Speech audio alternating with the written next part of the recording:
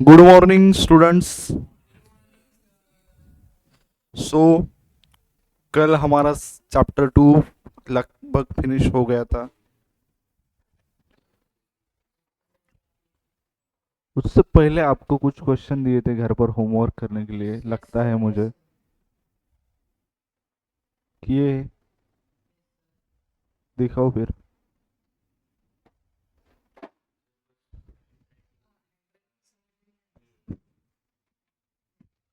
मुझे नहीं समझ में आएगा तो एग्जामिनर को भी नहीं समझ में आएगा ना।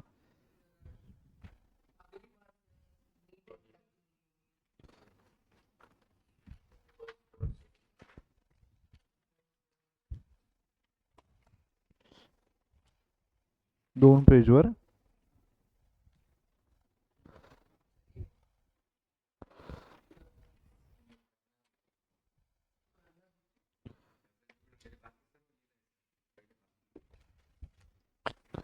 बस। सो बच्चों, कल फिर से एक बार आपको लिख के लाना है। हाँ।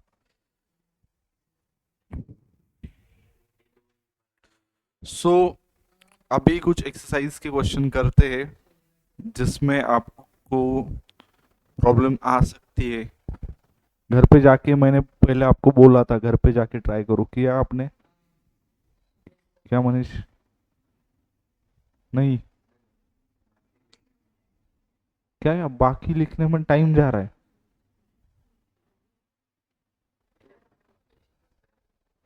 ओ। सो बच्चों, जैसे कि सबसे पहला एक्सरसाइज में क्वेश्चन दिया है, question number 1, answer in 1 sentence only. So एक क्वेश्चन आप घर पे कर सकते हो। उसके बाद क्वेश्चन नंबर 2, ऑनलाइन स्टूडेंट आप भी आंसर कर सकते हो। क्या है सबसे पहला क्वेश्चन, क्या दिया है?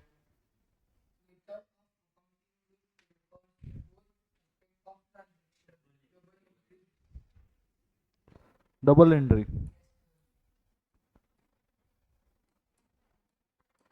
सेकंड क्वेश्चन क्या दिया हुआ है?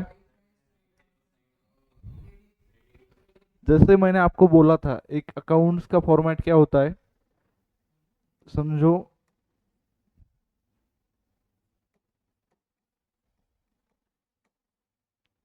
ये मशीनरी अकाउंट है।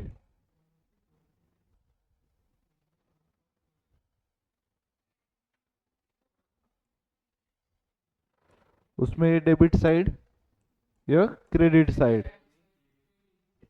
तो क्या दिया हुआ है आपको? Right hand side of an account. कौन सी साइड है? राइट।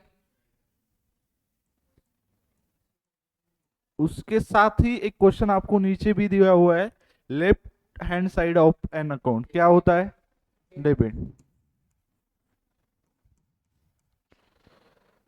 डेबिट को हम डीआर कहते हैं, क्रेडिट को हम सीआर कहते हैं। सीआर यानी यहाँ करोड़ नहीं होते, डीआर यानी डॉक्टर नहीं होता।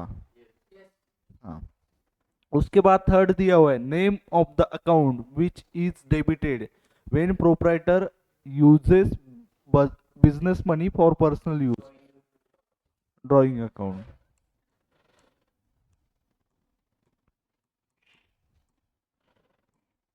उसके बाद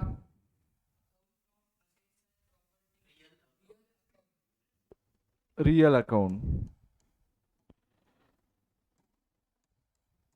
उसके बाद accounts of expenses, losses, income and gain.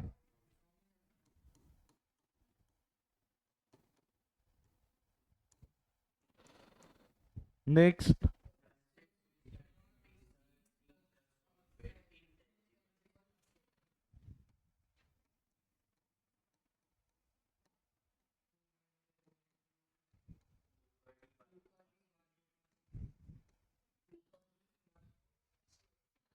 Person who invented double entry. Luca दी।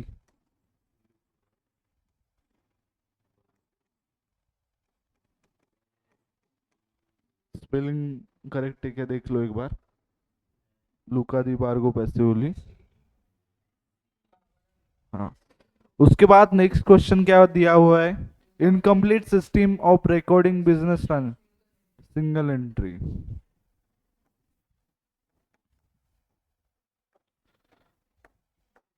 उसके बाद नेक्स्ट क्वेश्चन क्या दिया हुआ है, बिग बिजनेस ट्रांजेक्शन क्या, डबल एंट्री। तो क्वेश्चन नंबर 2 तो अपना खत्म हो गया।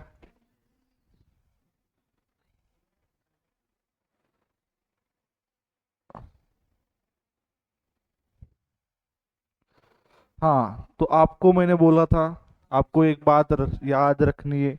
कौन सी, international accounting day is observe on, क्या था इस दिन।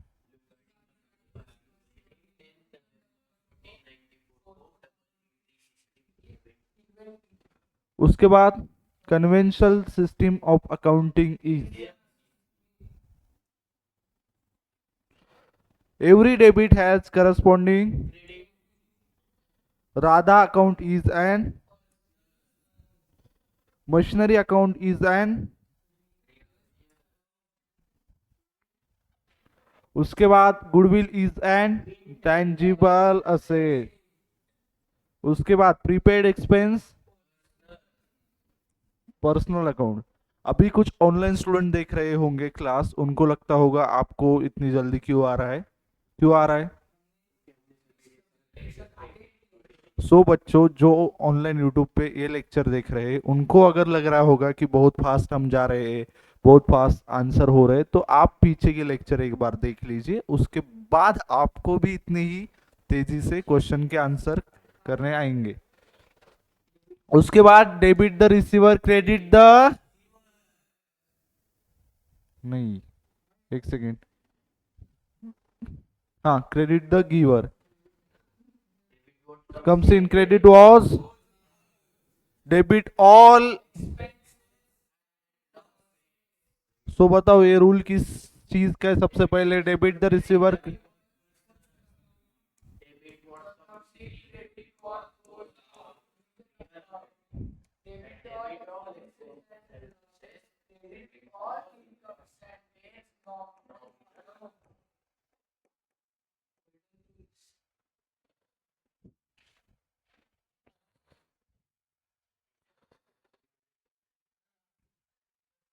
Outstanding expense is N,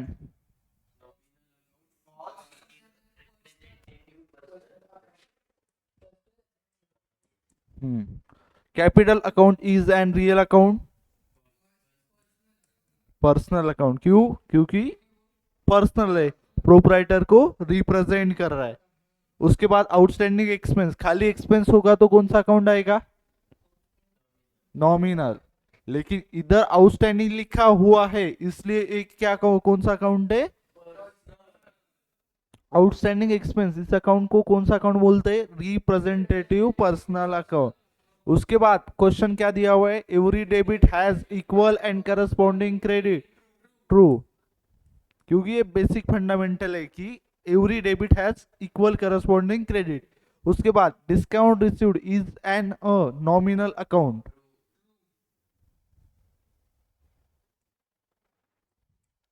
drawing account is an nominal account, personal. जैसे कैपिटल पर्सनल अकाउंट होता है, प्रोपराइटर को रिप्रेजेंट करता है, उसी टाइप में ड्रॉइंग।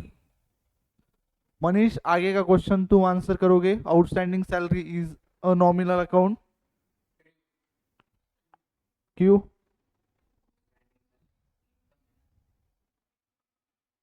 आउटस्टैंडिंग सैलरी यानी क्या होता है पता है तुम्हें, सबसे पहले क्या होता है आउटस्टैंडिंग सैलरी।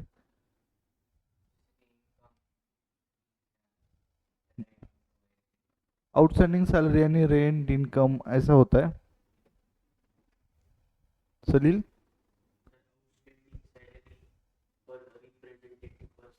आउटस्टैंडिंग सैलरी यानी क्या होता है सबसे पहले वो इनकम है एक्सपेंस है।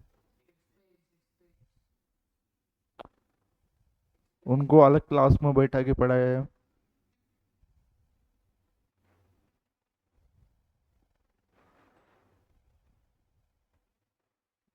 कैसा करे? कैसा करे तुम्हारा? क्या किया जाए?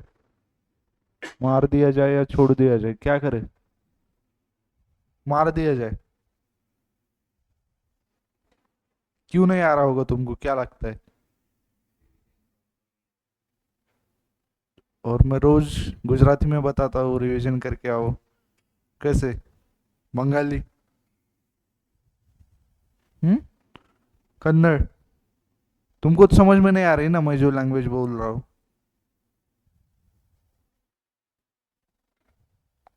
आगे से ध्यान रखो। उसके बाद आउटस्टैंडिंग सैलरी यानी क्या होता है? जो सैलरी हमें देना बाकी है, वो एक्सपेंस होता है। But outstanding salary, salary account हुआ तो वो एक्सपेंस में आता है, नॉमिनल अकाउंट में आता है। आउटस्टैंडिंग सैलरी देनी बाकी है, इसलिए वो सैलरी अकाउंट को रिप्रेजेंट कर रहा है उधर, इसलिए उसे क्या बोलते हैं? इंटेटिव पर्सनल अकाउंट, इसलिए ये फॉल्स है। उसके बाद loan account is N personal account, true. उसके बाद goodwill is a real account. उसके बाद discount account is a nominal account. क्या है?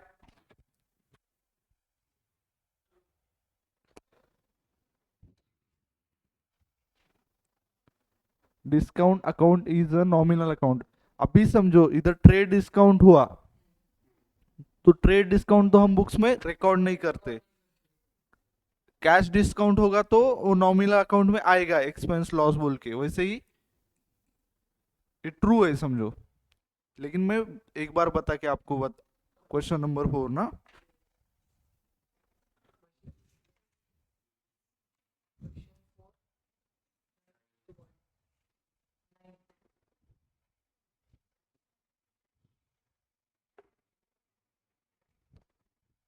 हाँ, खाली डिस्काउंट होगा तो क्या होगा?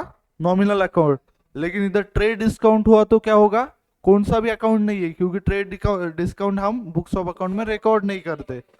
उसके बाद personal transaction of proprietor are recorded in the books of account. करते क्या personal transaction of proprietor record in the books of accounts?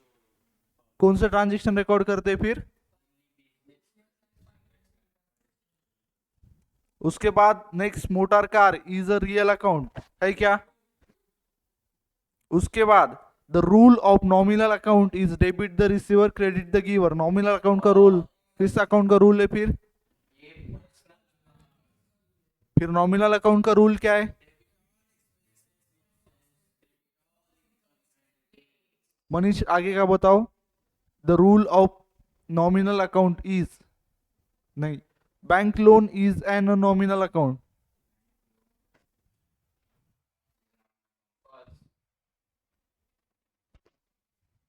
क्या है? फॉल्स।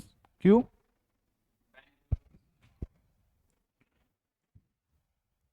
उसके बाद assets is equal to capital plus liability. Trade trademark account is a personal account.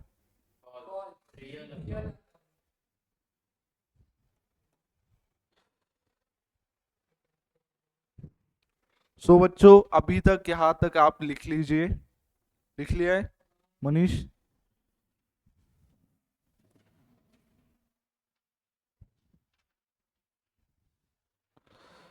increase in the asset is debited and decrease in asset is,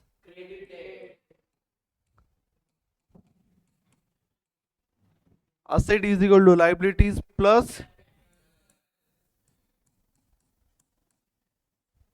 increase in capital is credited, decrease in a capital is.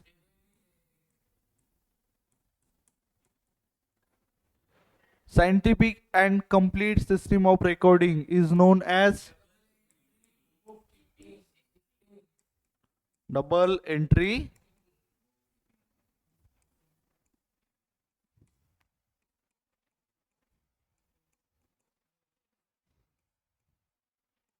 System. उसके बाद Debit all expenses and losses, credit all incomes and gains.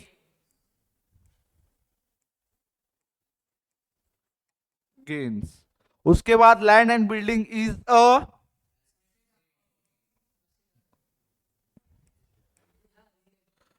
Cash book and personal account are only maintain under.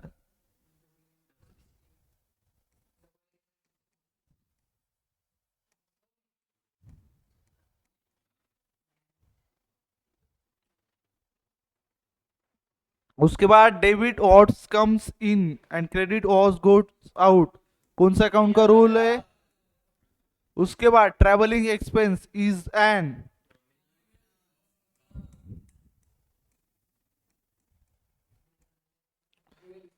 Every transaction has. उसके बाद accounts of properties and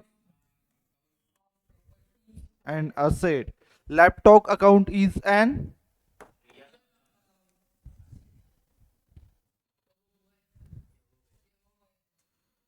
उसके बाद एक question अभी करो करो।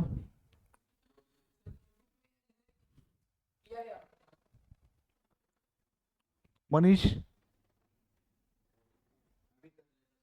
2 मिनट लीजिए। ऑनलाइन स्टूडेंट आप पहले खुद से कीजिए, नहीं आया तो हम एक क्वेश्चन क्लास में करेंगे।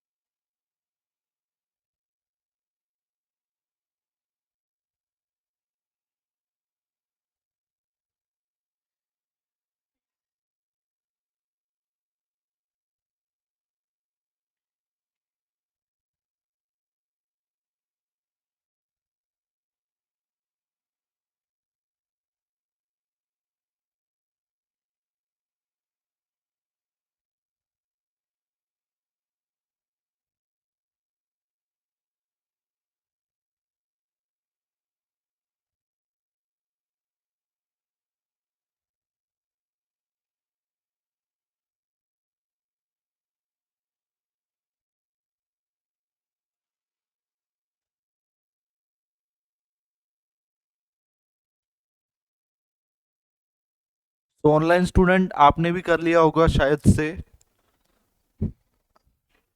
उसके बाद started business with cash ₹50,000।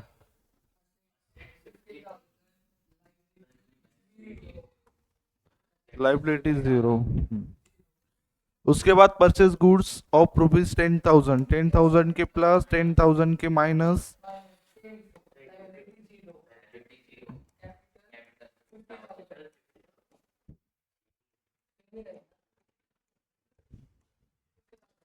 So good stolen,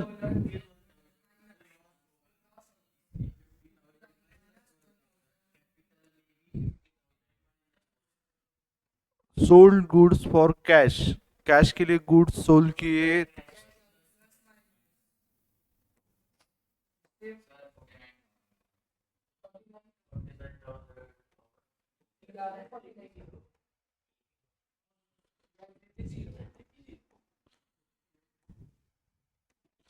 उसके बाद लोन टेकन फ्रॉम बैंक,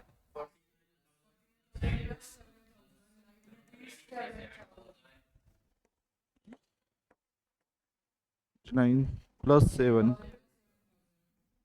6,000,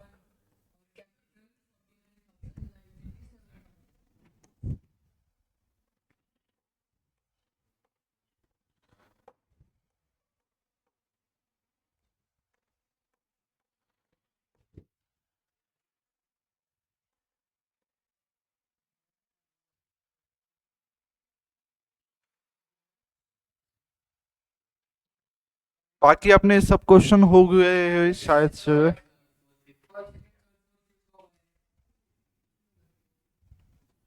अभी तक किसी क्वेश्चन में आपको डाउट आया?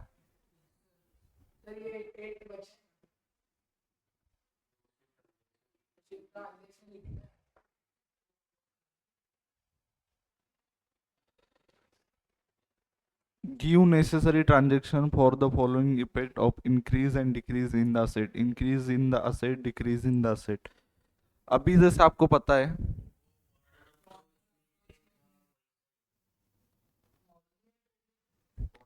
समझो एक ट्रांजेक्शन लिया, सोल्ड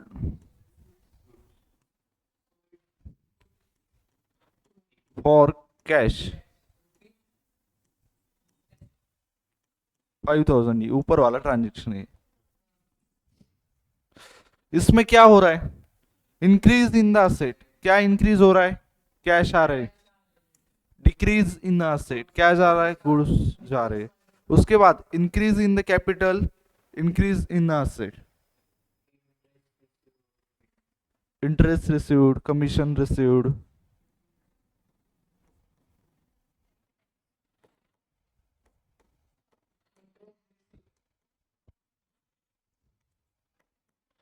₹10,000। उसके बाद decrease in the liability, decrease in asset, क्या? हाँ, क्या होता है, कब होता है decrease in the liability, decrease in the asset? अभी जो लोन लिया है ऊपर, उसका रीपेमेंट किया तो क्या होगा?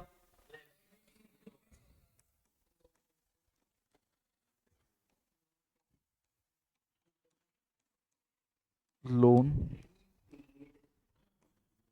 रीपेमेंट बोलो, रीपेड बोलो, रीपेड नहीं, रीपेड, रीपेमेंट 20,000। इसमें क्या हो रहा है? Decrease in the liability, decrease in the asset,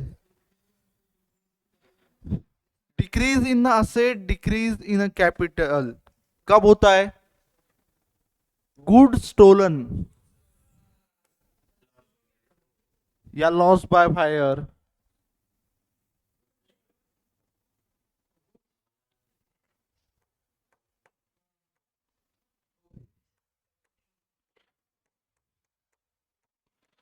सो समझ में आया? आई होप आपने ये चैप्टर अच्छे से किया होगा।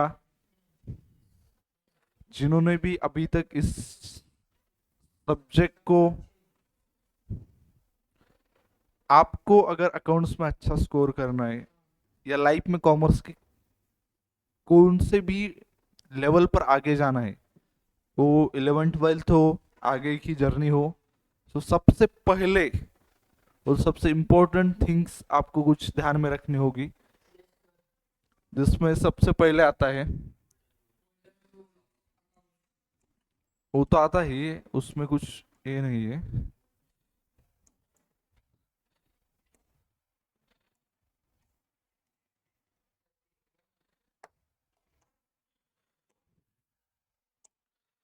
तो लगभग अभी अपने बहुत सारे चैप्टर हो गए होंगे। कितने हुए? 2 चैप्टर हुए। अपना सिलेबस में कितने चैप्टर है अभी फर्स्ट टर्म में? कितने चैप्टर्स? 5 चैप्टर टोटल में।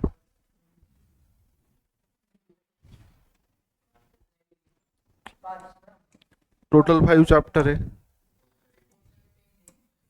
हाँ।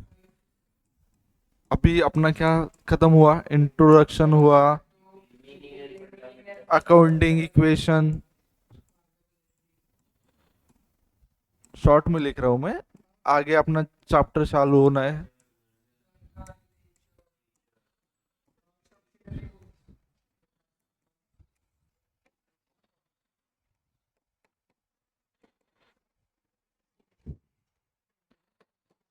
जैसे मैंने आपको पहले भी कहा था, ये चैप्टर क्या है, फर्स्ट टर्म में है, बहुत ज्यादा इम्पोर्टेंट है। और जैसे आपको ध्यान में आता होगा, अगर आपने इंट्रोडक्शन नहीं किया होता तो आपको ये नहीं समझता। आपने सेकंड चैप्टर जो है क्या है, meaning and fundamentals of double entry book keeping system and accounting equation, वो अगर अच्छे से ढंग से नहीं किया तो थर्ड आपको नहीं समझेगा। थर्ड नहीं समझा, लेजर नहीं समझेगा, लेजर नहीं समझा, सब्सिडरी बुक। अल्टीमेटली आपको सब्सिडरी बुक समझेगा या नहीं समझेगा वो किस पे डिपेंड करता है, अपने इंटर। सो बच्चों, जो अपना सिलेबस ऐसा कुछ नहीं है कि इस चैप्टर का आगे में नहीं है, आगे का पीछे में नहीं है। क्या है, पूरा चैप्टर मर्ज है, इंटरडिपेंडेंस है। अगर फर्स्ट नहीं आता होगा सेकंड नहीं आएगा, सेकंड नहीं आता होगा थर्ड नहीं आएगा। सो अभी तक आपने सीरियसली स्टडी नहीं किया है। आज तारीख कौन सी है, कौन सी डेट?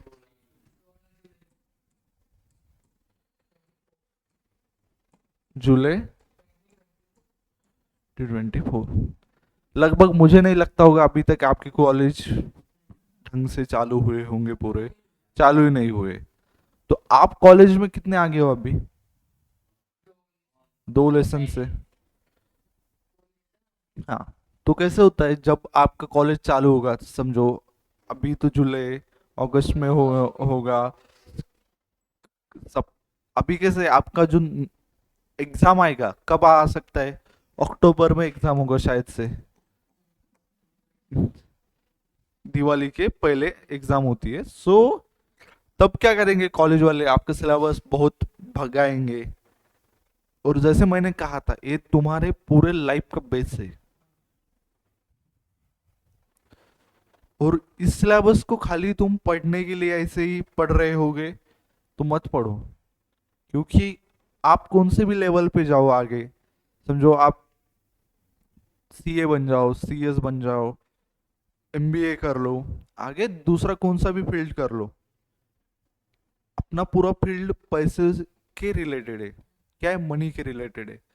तो एग्जाम के लिए तो इम्पोर्टेंट है, नो डाउट। कॉमर्स में बहुत अच्छा करियर है, आपको जॉब करनी होगी तो बहुत अच्छी जॉब भी मिलेगी।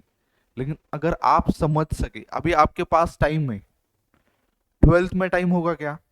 अगर आप सीए कर रहे होंगे तो साथ में सीए की पढ़ाई होगी, बाकी चीजों के लिए टाइम नहीं होगा। और अभी आपका टाइम है, आप आपका बेस मजबूत बना सकते हैं। सो अभी आपके पास टाइम है, रोज अगर ज्यादा नहीं, कितना, 20 से 30 मिनट, लेकिन डेली।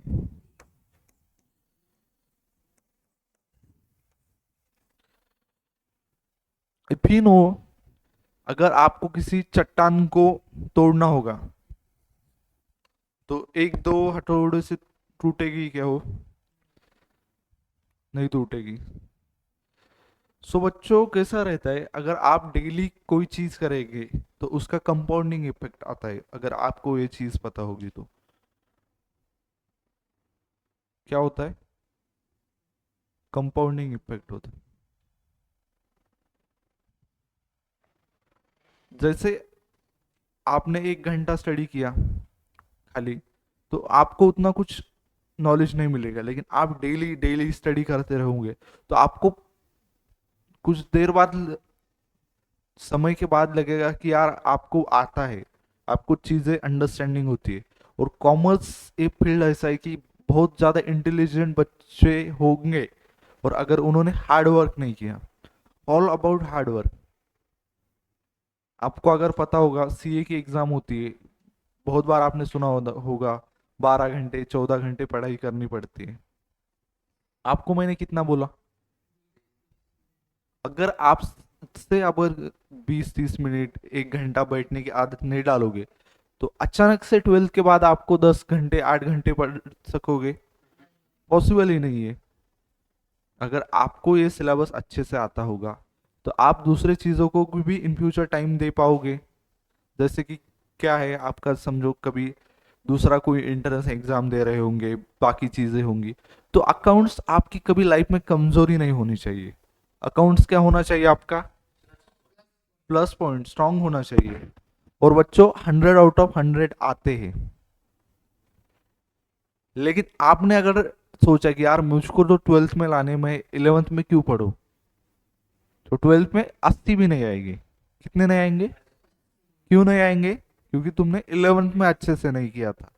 11th इतना ज्यादा इंपॉर्टेंट है, मैंने आपको पहले भी बोला था। अगर आप सीए कर रहे होंगे, सीए के हिसाब से आपको बोलता हूँ, जर्नल एंट्रीज एक चैप्टर पे बहुत ज्यादा चैप्टर डिपेंड है। लेजर, सब्सिडरी बुक, इसमें से कंपलसरी 5 मार्क का क्वेश्चन आता है जर्नल और लेजर में। अगर आप आगे जाओगे तो अपने depreciation, rectification of error, final account, ये जो चैप्टर है 10-10 मार्क के क्वेश्चन पूछे जाते हैं सीए फाउंडेशन के एग्जाम में। अगर आप 11th में ही आपको ये अच्छे से होंगे, इस पे आपका पूरा कमांड होगा, तो आपको आगे लाइफ में हर्डल नहीं जाएगा।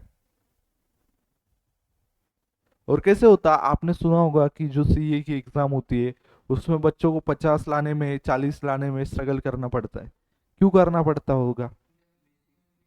बेसिक क्लियर नहीं होंगे। साथ में जो मैंने आपको बोला था कि डेली आपको जो चीजें करनी होगी, डेली किया तो बर्डन नहीं आता। अगर आप अभी से अच्छे से स्टडी करोगे, तो ट्रस्ट मी माय फ्रेंड्स, आपको आगे जाके जो रिटर्न मिलेगा इस स्टडी का, आप सोच भी नहीं सकते। आप बाकी के जो बच्चे हैं उनसे बहुत ज्यादा आगे रहेंगे लाइफ में। अगर आप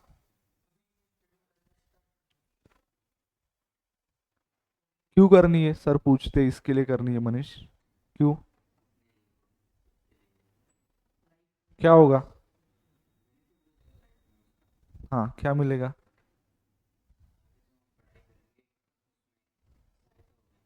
हाँ, हेल्प होगी। सो ये जो आप कर रहे हैं स्टडी, बाकी चीजें, उसका बेनिफिट अल्टीमेटली आपको जाके मिलेगा। ऐसा नहीं कि कुछ मेरा रिस्पॉन्सिबिलिटी इतना था कि मैं मुझे पढ़ाना, ठीक हो गया चैप्टर खत्म। लेकिन मुझे पर्सनली लगता है जो चीजें नॉर्मली स्टूडेंट गलती करते, वो आप ना करें।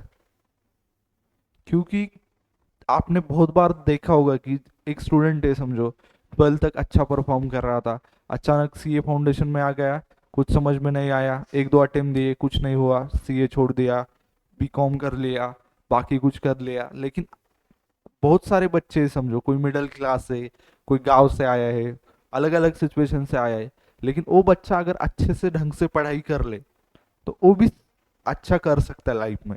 अगर आपने 10th तक स्टडी नहीं की होगी, मुझे लगता है आपने की है, लेकिन इन केस कुछ प्रॉब्लम हुआ होगा, ऑनलाइन स्टूडेंट आपको ही बता रहा हूं मैं, अगर आप में भी कुछ कमियां होगी, आपने अच्छे से स्टडी नहीं की होगी, तो अभी जो टाइम है जो आपका, आप अच्छे से आपकी लाइफ सुधार सकते हैं।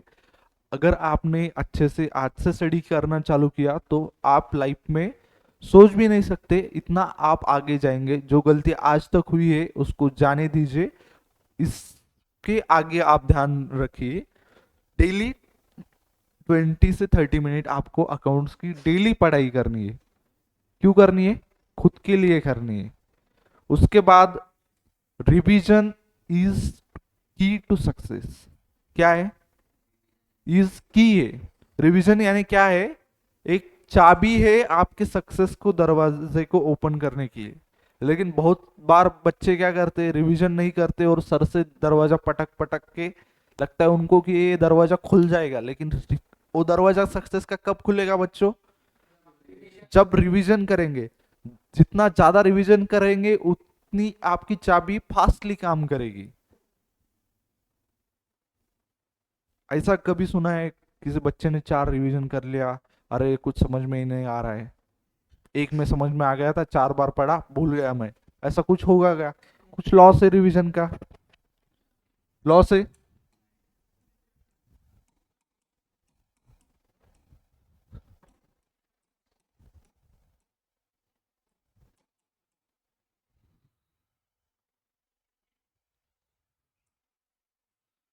ये दो चीजें इंपॉर्टेंट नहीं है बच्चों, कंपलसरी मस्ट है। अगर आपको लाइफ में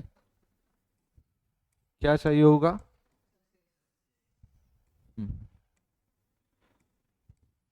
सक्सेस चाहिए, तो ये चीजें क्या है? मस्ट है, कंपलसरी है। सो सीए कोर्स क्या मांगता है, या कॉमर्स आपसे क्या मांगता है? कॉमर्स आपसे हार्ड वर्क मांगता है। फीस है क्या? आप सीए करने जाओगे, कभी सुना है 50 लाख फीस लग गई? नहीं है। टोटल फीस सीए की कितनी होगी तुमको क्या लगता है? अगर आपने क्लास नहीं लगाई किधर, खुद से सेल्फ स्टडी की, तो 1 लाख से भी कम फीस है आईसीआई की, अगर आपको सीए करना होगा। क्लास लगाया बाकी चीजें की तो आप पे डिपेंड करता है, लगभग 3 से 4 लाख रुपए पूरी फीस हो जाती है। और एवरेज अगर कोई सीए, जिसके पास सीए की डिग्री है, थोड़ा बहुत नॉलेज है, उसका कम से कम पैकेज 8 से 9 लाख रुपए। तो आपने पूरी इन्वेस्टमेंट कितनी की एजुकेशन में? 3 से 4 लाख। और आपको पैसे कितने मिल रहे हैं? कम से कम 8 ही पकड़ो, समझो आज 8 है। आप जब तक करोगे तब तक ये फिगर कितनी हो रही होंगे? 12 से 15 लाख तक। क्योंकि 5 साल में महंगाई बढ़ जाती है, बाकी चीजें। और ये भी फीस समझो, 5 लाख बहुत हो गई सीए के लिए, मुझे लगता है उससे ज्यादा तो नहीं है। और अभी तो एजुकेशन की फीस उल्टी कम हो रही है, जितना ऑनलाइन आ रहा है, बाकी चीजें हो रही है। सो बच्चों, इस कोर्स में आपको पता है कोई रिजर्वेशन नहीं है। सीए कोर्स ऑल अबाउट डिजर्वेशन, जिसमें मेहनत करने की काबिलियत है, जो कर पाएगा वो कर देगा। ऐसे नहीं कि उसके पास कुछ एक्स्ट्रा चीजें होनी चाहिए, कुछ बाकी। समझो कोई पैसे वाला है तो वो हो जाएगा, और कोई गरीब है बोल के वो रह जाएगा, ऐसा नहीं है। इधर कोई डोनेशन नहीं लिया जाता। और कॉमर्स में कोई भी चीज होगी, प्राइवेट जॉब में आप जाओगे, किधर भी जाओगे, अगर आपके पास नॉलेज है, आपके पास हार्डवर्क करने की काबिलियत है, आपको लगता होगा आप छोटे गांव से आए हो, समझो महाराष्ट्र के किसी भी, जितना अपना बैच है उस एंगल से, ऐसा कुछ मैटर नहीं करता। अगर आप में करने की काबिलियत होगी तो आप कर लोगे। सो आपको बताने का मेरा मोटिव यही था कि आज से आप प्रैक्टिस और रिवीजन स्टार्ट कीजिए। Thank you so much. अगर ऑनलाइन स्टूडेंट आपको किसी क्वेश्चन में, अगर किसी चैप्टर में, किसी कंसेप्ट में अगर डाउट होगा, तो आप क्लास में के नीचे, जो वीडियोस के नीचे आप कमेंट कर सकते हैं। और अगर आपको लगे यही वीडियो आपके लिए किसी भी एंगल से यूजफुल होगा, तो प्लीज़ फ्रेंड्स, आपके कोई फ्रेंड्स रिलेटिव, इनके साथ आप ये वीडियो शेयर कर सकते हैं। Thank you so much.